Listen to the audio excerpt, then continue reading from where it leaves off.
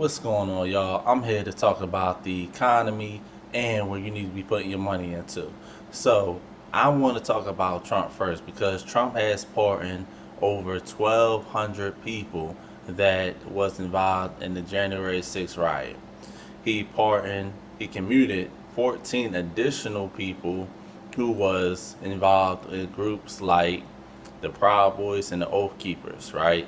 So it don't get no worse than that. Now, this is not a funny matter because officers was obviously assaulted, but a few of them even died because of their injuries, y'all. So him pardoning them and knowing that police officers was assaulted is really a sin, y'all. Now, he also put out some type of law saying that the defendants of the January 6th riot cannot be charged again, y'all. So they cannot be charged from the same crime. So that means that the Democrats get in office, they cannot charge the January 6th rioters, y'all. Now that is a game changer. That's something new that basically what the government is doing is saying that if you do something in our favor, then we will pardon you. That's how I'm taking it. Now, he wants to give his $1.8 billion lawsuit that he won. Now, let me put some context to this. He won 1.8 billion from the IRS because the IRS leaked his tax return. So, he wants to put his 1.8 billion into a fund to give to anyone who was weaponized, he called it, under the Joe Biden administration, which include the January 6th rioters, y'all. So this here is extremely unlawful, and it's important that we understand this is where our taxpaying dollars is going to, right? So like, it's just crazy. Now, let's move on to the Iran war, y'all, because I told y'all that this war is going to continue. It's not going to be overnight, y'all. I do believe that it's going to be years before this war is over, y'all. Now, we had Trump saying that he don't care how long the war take, right? And then we also had the Iranian leadership saying that they will not surrender, y'all. Why is this important?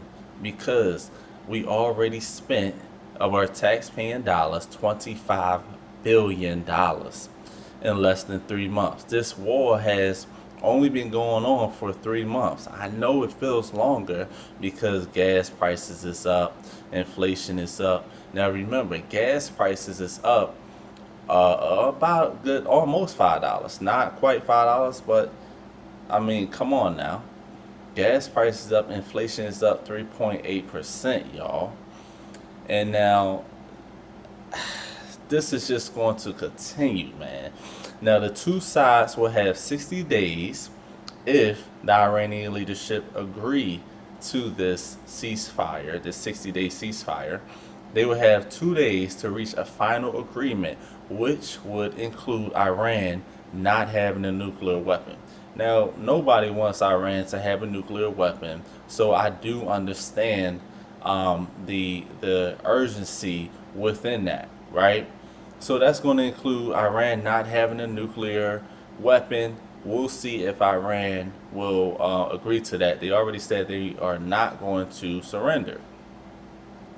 Now, again, Trump said he's not in a rush to make a deal. Like he already said that, right?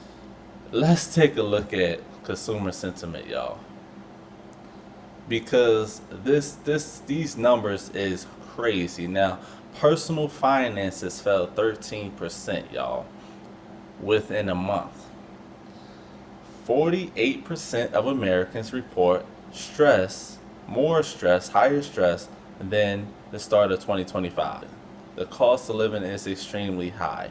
54% of Americans believe that. 46% says that they are not making enough money.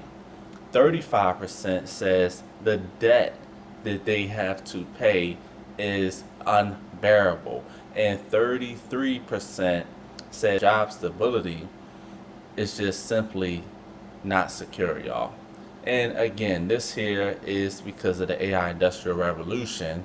That's why we have 33% of people saying that we can't really rely on jobs.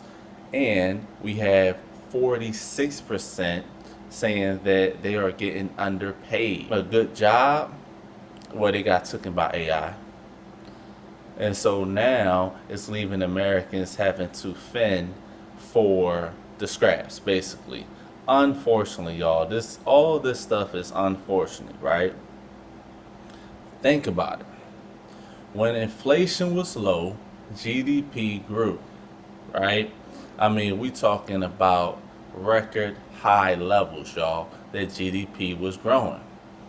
Now that inflation is high, GDP will show little to no growth. Why is this important?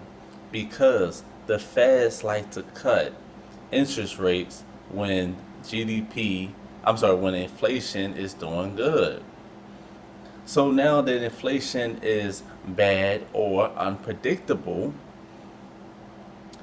then the Feds will not cut rates. The Feds may even hike rates, y'all. Now, this is going to be a problem. Because if they hike rates, then Americans is going to feel it even more through inflation, y'all. Come on. We got to understand this stuff. Now, Trump understands that gas prices is high. Whoop-de-doo, right? We all understand that gas prices is high. Now, he wants to put an emergency fuel waiver to lower gas prices. This is called EPA emergency fuel waiver, right? So what that does is it allows 15% of ethanol, which is a gas reducer, to be a part of gas. So they mix the ethanol with the gas, and now you end up, if you was having taking one trip to the gas station, well, with that 15% mix, because it's a gas reducer, you end up taking more trips to the gas station, right? So it costs less to fill up your tank, but you're going to burn it out really quick, which is unfortunate, right?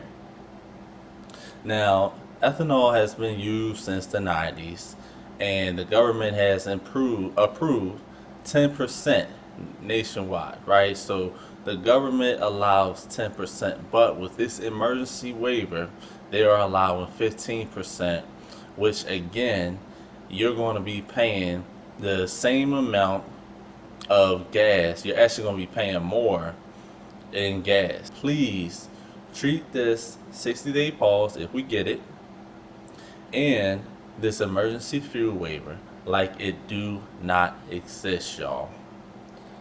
Right? Because it really is nothing but a big joke. Now, Trump, this is what Trump did, y'all. In the first quarter of this year, Trump has reported doing between 3,600 and 3,700 trades in the stock market. That's 60 trades per day, y'all. Right? So yeah, he said, hey, he even said it. He don't care the frustration, the stress on the American people, because he is in the stock market, and this is what following the system, following the money means, y'all.